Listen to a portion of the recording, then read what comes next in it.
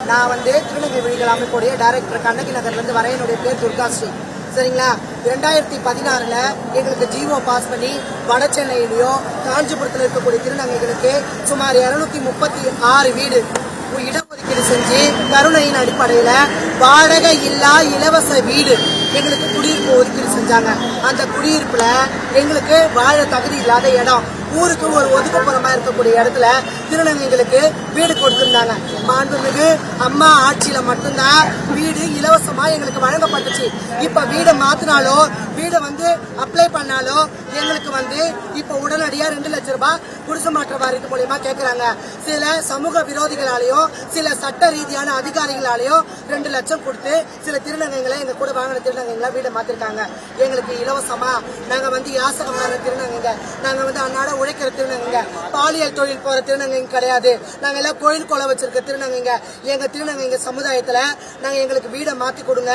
அந்த வீடு குடியிருப்பு சமூக விரோதிகளாலேயோ சில ரவுடிங்களாலேயோ ஆக்கிரமிப்பு பண்ணி கேட்டு வீட்டில் இருக்கக்கூடிய ஏசி, பெட்டு, கட்டில், டிவி, கரண்ட் ஒயரு அதெல்லாமே ஆக்கிரமிப்பு பண்ணி அந்த இடத்துல பாத்ரூம் போய் வச்சு எங்களுக்கு வாழவே தகுதி இல்லாத இடமா அந்த இடம் ஆயிடுச்சு.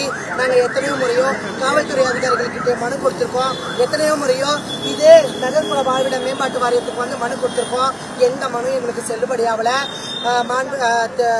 மதிப்புக்குரிய இந்த எம்டி என்ன சொல்லியிருக்காங்க அப்படின்னு கேட்டா, அவங்க என்ன சொல்லியிருக்காங்கன்னு கேட்டா, எங்களுக்கு வீடு மாற்றி கொடுக்கக்கூடிய சிஸ்டம்லாம் அந்த ஒரு சிஸ்டத்துல ஒரு இம்ப்ளிமெண்ட் கிடையாது அப்படின்னு சொல்லியிருக்காங்க. அப்போ எங்களுக்கு மாற்றி கொடுக்காதவங்க அந்த 2 திருநங்கைகளுக்கு எப்படி மாற்றி கொடுத்தாங்க? லஞ்சம் கொடுத்தாங்களா?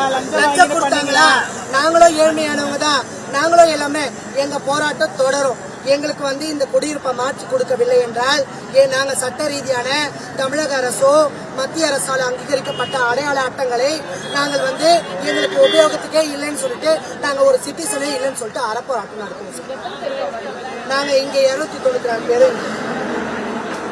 294 பேர் இருக்கோம். எங்க சமூகத்துல எத்தனை திருநங்கைகளுக்கோ வீடு இல்லையோ அத்தனை திருநங்கைகளும் இந்த போராட்டத்தில் கலந்துப்பாங்க. இந்த போராட்டம் இன்னும் மும்பரமா ஆகும்.